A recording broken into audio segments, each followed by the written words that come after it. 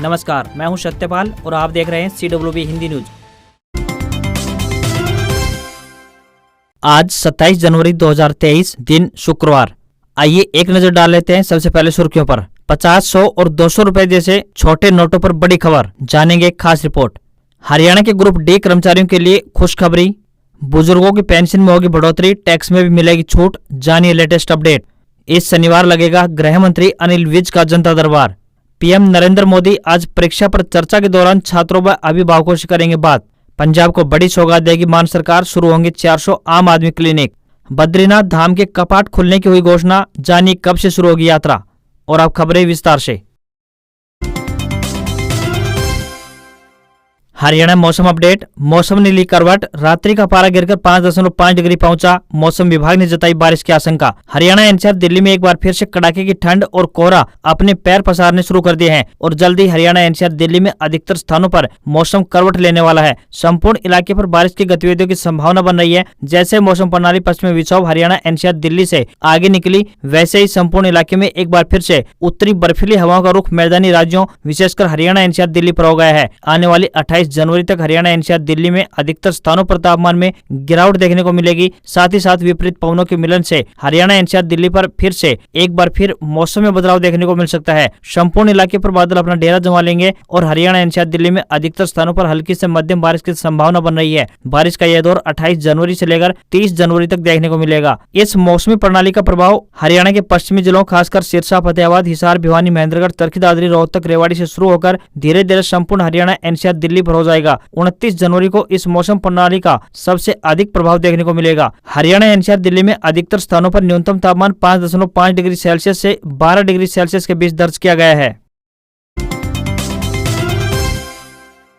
Bhiwani court jobs update. चपरासी और process server के पदों पर निकली भर्ती, 8वीं पास उम्मीदवार करें आवेदन। डिस्ट्रिक्ट एंड सेशन जज भिवानी में चपरासी व प्रोसेस सर्वर के पदों पर भर्ती के लिए आवेदन मांगे गए हैं। यह भर्तियां कॉन्ट्रैक्ट आधार पर की जाएंगी। जो भी उम्मीदवार इन पदों के लिए इच्छुक हैं वह अपने आवेदन भेज सकते हैं। पुरुष या महिला जो भी उम्मीदवार इच्छुक है वह अपने आवेदन भारतीय डाक के माध्यम से भेज सकता है। आवेदन करने की अंतिम तिथि की बात करें तो 11 फरवरी 2023 तय की गई है। इंटरव्यू की तिथि 22 फरवरी से लेकर 1 मार्च 2023 तय की गई है। चपरासी के पदों के लिए उम्मीदवार का 8वीं पास होना जरूरी है, जबकि प्रोसेस सर्वर के पदों के लिए उम्मीदवार 10वीं पास होने चाहिए। किसी भी वर्ग के उम्मीदवार का कोई भी आवेदन शुल्क नहीं देना होगा। न्यूनतम आयु 18 वर्ष और अधिकतम आयु 42 वर्ष निर्धारित की गई है। इन पदों के लिए आपको ऑफलाइन आवेदन भेजने होंगे। जवाहर नवोदय विद्यालय चयन परीक्षा 2023 की अंतिम तिथि नजदीक, जल्द करें आवेदन। जवाहर नवोदय विद्यालय चयन परीक्षा 2023 के लिए ऑनलाइन आवेदन भरे जा रहे हैं। इसके लिए ऑनलाइन आवेदन करने की अंतिम तिथि 31 जनवरी 2023 निर्धारित की गई है। इस चयन परीक्षा 2023 का आयोजन 29 अप्रैल 2023 को किया जाएगा। जवाहर नवोदय विद्यालय चयन परीक्षा का रिजल्ट जून महीने में घोषित किया जाएगा। इस संदर्भ में अधिक जानकारी के लिए विभाग की वेबसाइट navodaya.gov.in से ली जा सकती है। जींद में आयोजित किसान महापंचायत में उमड़ी भीड़, राकेश टिकैत बोले देश में बीजेपी नहीं कंपनी की सरकार। गणतंत्र दिवस के दिन जींद में संयुक्त किसान मोर्चा के आह्वान पर नई अनाज मंडी में किसान महापंचायत का आयोजन किया गया। इस महापंचायत में तीनों कृषि कानून रद्द हो, एमएसपी को कानूनी जामा पहनाया जाए, स्वामीनाथन आयोग की रिपोर्ट लागू हो, किसानों का कर्ज माफी व 26 जनवरी को गिरफ्तार किए गए निर्दोष किसानों को रिहाई की मांग समेत 5 प्रस्ताव पास किए गए। महापंचायत में भारतीय किसान यूनियन के राष्ट्रीय प्रेस प्रवक्ता राकेश टिकैत ने किसानों से आह्वान किया कि वे किसी भी अगले कदम के लिए तैयार रहें। उन्होंने सरकार व केंद्र सरकार से किसानों की मांगे जल्द मानने को कहा। हरियाणा, पंजाब, उत्तर प्रदेश, राजस्थान, उत्तराखंड समेत कई राज्यों से हजारों की संख्या में किसान पहुंचे। इसके अलावा इस महापंचायत में बीकेयू के राष्ट्रीय महासचिव युद्धवीर सिंह, पंजाब से जोगिंदर उग्राह समेत कई बड़े किसान नेता पहुंचे। सभी नेताओं ने केंद्र की बीजेपी सरकार के खिलाफ जमकर भाषणबाजी की। राकेश टिकैत ने अपने संबोधन में कहा कि देश में बीजेपी नहीं बल्कि कंपनी की सरकार चल रही है। इस सरकार में जो ज्यादा दाम लगाता है उसी की चलती है। उन्होंने कहा कि आगामी 9 फरवरी को कुरुक्षेत्र में संयुक्त किसान मोर्चा की एक मीटिंग होगी। उसी में दिल्ली में होने वाले प्रदर्शन की तारीख यानी 15 मार्च से 22 मार्च के बीच तय की जाएगी। हरियाणा के सरपंचों ने लिया बड़ा फैसला, गृह मंत्री अमित शाह की रैली में उठाएंगे ये बड़ा कदम। सरपंच एसोसिएशन हरियाणा की राज्य स्तरीय बैठक में विभिन्न जिलों के पदाधिकारियों ने ई टेंडरिंग और राइट टू रिकॉल को वापस लेने के मुद्दे पर करीब 3 घंटे तक कुरुक्षेत्र में मंथन किया। इसमें सरपंचों ने 29 जनवरी को केंद्रीय गृह मंत्री अमित शाह की गोहाना में प्रस्तावित रैली को विफल करने के लिए इस दिन राज्य भर की सभी ग्राम पंचायतों में सड़कों, राजमार्ग को छोड़कर अवरुद्ध करने का निर्णय लिया है। इससे पहले शक्ति प्रदर्शन जसिया में 28 जनवरी को होगा। सरपंचों ने कहा कि राइट टू रिकॉल सरपंचों पर ही लागू क्यों किया जा रहा है, पहले इसे सांसद और विधायक पर लागू किया जाए। लोकसभा, विधानसभा, जिला परिषद, ब्लॉक पंचायत और ग्राम पंचायत सभी के अपने अपने अधिकार हैं, तो ग्राम पंचायतों के अधिकारों में कटौती क्यों की जा रही है। हरियाणा सरकार ई टेंडरिंग के जरिए लोकतांत्रिक व्यवस्था को खत्म करना चाहती है, इसे तत्काल प्रभाव से वापस लिया जाए। 29 जनवरी को सभी सरपंच अपने अपने ग्राम पंचायतों में आंदोलन करेंगे। राष्ट्रीय राजमार्ग को छोड़कर अन्य सभी संपर्क मार्ग, ग्रामीण मुख्य मार्ग अवरुद्ध रहेंगे। साथ ही सरपंच अपने अपने क्षेत्र के लोगों से रैली में शामिल नहीं होने की अपील करेंगे। गणतंत्र दिवस इस बार हरियाणा के लिए बेहद खास रहा। लगातार दूसरी बार 26 जनवरी परेड में हरियाणा की झांकी कर्तव्य पथ पर शामिल हुई। इस बार भी दिल्ली के कर्तव्य पथ पर हरियाणा का गौरव दिखा। गीता महोत्सव थीम पर बनी झांकी लोगों के बीच आकर्षण का केंद्र रही। मुख्यमंत्री मनोहर लाल ने झांकी के जरिए गीता का शाश्वत संदेश दिया। झांकी में श्री कृष्ण के विराट स्वरूप को कमल पर सवार दिखाया गया है। साथ ही शेषनाग अपने फन से भगवान श्री कृष्ण को ढके हुए हैं। झांकी में श्री कृष्ण अपने विराट स्वरूप के साथ ही अर्जुन को गीता का ज्ञान भी दे रहे हैं। स्वरूप के पीछे अर्जुन का रथ है और अर्जुन बैठकर श्री कृष्ण से गीता ज्ञान ले रहे हैं। मुख्यमंत्री मनोहर लाल ने इसे गौरव का पल बताते हुए कहा कि गीता हरियाणा ही नहीं पूरे विश्व की धरोहर है। अंतर्राष्ट्रीय गीता महोत्सव के जरिए हरियाणा सरकार गीता के ज्ञान का प्रचार प्रसार कर रही है।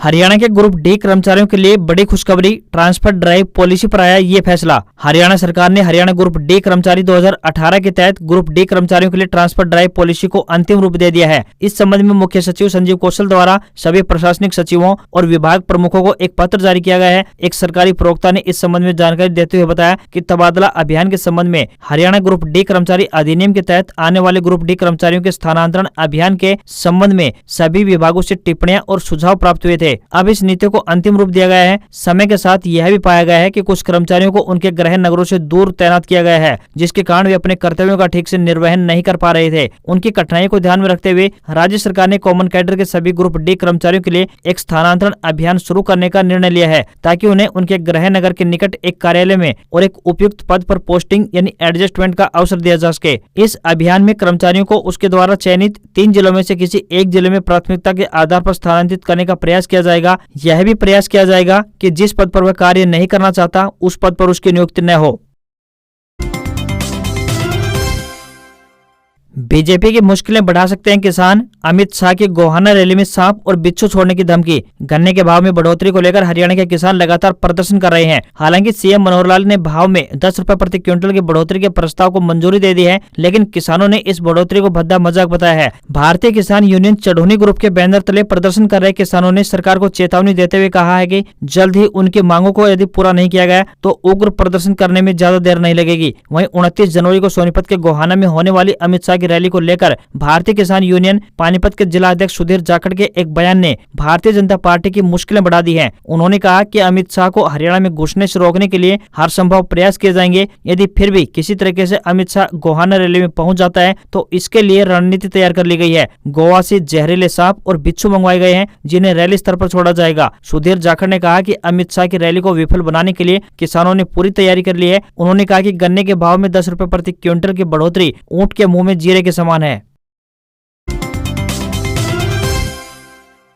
50, 100 और 200 रुपए जैसे छोटे नोटों पर बड़ी खबर, आरबीआई जारी कर सकता है जरूरी गाइडलाइन। देश में छोटे नोटों की दिक्कत को दूर करने के लिए आरबीआई यानी रिजर्व बैंक ऑफ इंडिया की तरफ से एक खास कदम उठाया जाएगा। आपने देखा होगा कि कई बार आप खुले नोट यानी चेंज को लेकर काफी परेशान हो जाते हैं। कई बार तो आपको छोटे नोट मिलते ही नहीं है। एटीएम से भी लोगों को बहुत छोटे नोट नहीं मिल पा रहे हैं, जिस वजह से लोगों को कई प्रकार की परेशानियों का सामना करना पड़ता है। इस प्रकार की कई शिकायतें भारतीय रिजर्व बैंक यानी आरबीआई के पास भी पहुंची है। इसी तरह से आरबीआई की तरफ से एटीएम में अब छोटे नोटों की संख्या बढ़ाने पर विचार किया जा रहा है। रिजर्व बैंक ऑफ इंडिया यानी आरबीआई ने एटीएम में 100 और 200 रुपए के नोटों की संख्या बढ़ाने के लिए एक गाइडलाइन जारी कर सकता है। इसके अलावा आरबीआई यूपीआई आधारित एटीएम लगाने पर भी विचार कर रहा है।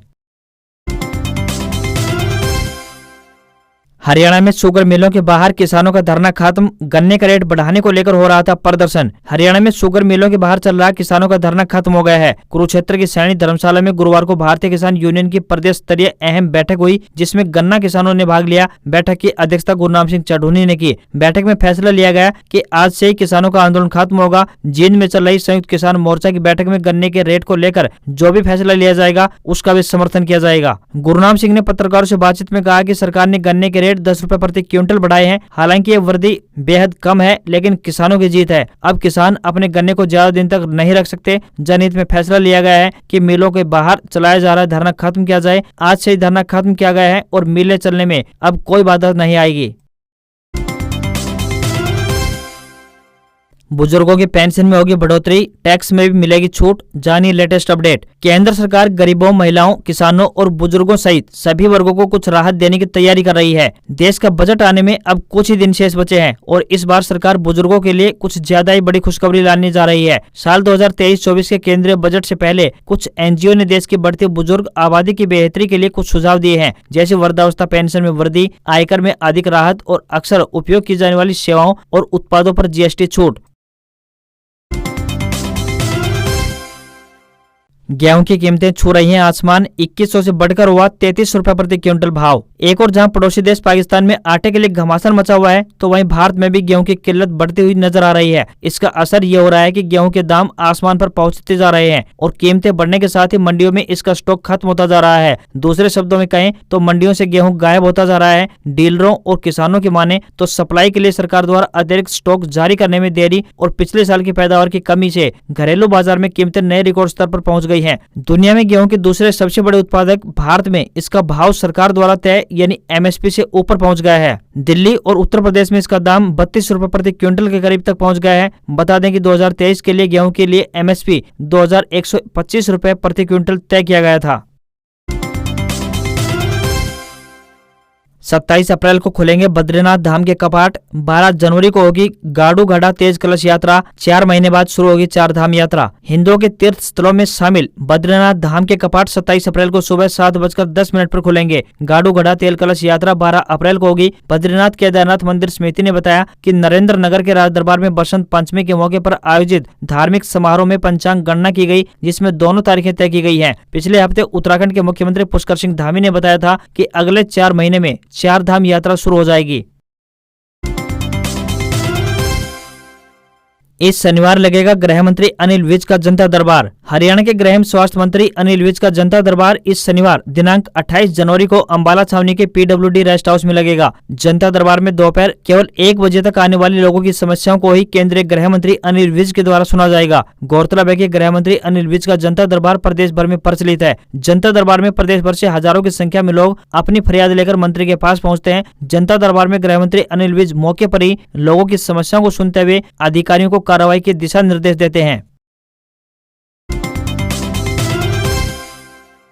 एक दिन के ब्रेक के बाद शुक्रवार को बनिहाल से शुरू होगी भारत जोड़ो यात्रा, सुरक्षा के कड़े इंतजाम। कांग्रेस के भारत जोड़ो यात्रा अपने आखिरी पड़ाव में है। बुधवार को भारी बारिश और भूस्खलन के कारण यात्रा नहीं हो पाई थी, जबकि गुरुवार को गणतंत्र दिवस समारोह में शामिल होने के लिए राहुल गांधी दिल्ली चले आए। ऐसे में अब शुक्रवार यानी आज 27 जनवरी से यात्रा फिर से प्रारंभ होने जा रही है, जिसके लिए सारी तैयारियां पूरी कर ली गई हैं। जम्मू कश्मीर के हालात को देखते हुए यात्रा मार्ग में कड़े सुरक्षा इंतजाम किए गए हैं। राहुल गांधी 27 जनवरी यानी आज जम्मू कश्मीर के बनिहाल से अपनी यात्रा फिर से शुरू करेंगे। बनिहाल के बाद ये यात्रा अनंतनाग जिले के काजीकुंड से होते हुए कश्मीर घाटी में प्रवेश करेगी। कांग्रेस नेता के मुताबिक 23 जनवरी को श्रीनगर में यात्रा का समापन किया जाएगा। वहीं राहुल गांधी ने एक वीडियो ट्वीट कर देशवासियों को गणतंत्र दिवस की बधाई दी। उन्होंने वीडियो के साथ लिखा कि एकता, सद्भावना, समानता और संप्रभुता हमारे संविधान के आधार स्तंभ और हमारे गणतंत्र की आत्मा है। भारत जोड़ो यात्रा के खत्म होने से पहले कांग्रेस ने हाथ से हाथ जोड़ो यात्रा शुरू कर दी है। 26 जनवरी से शुरू की गई इस यात्रा को उन 9 राज्यों से जोड़कर देखा जा रहा है जहां पर विधानसभा के चुनाव होने हैं। आज खबरों में बस इतना ही।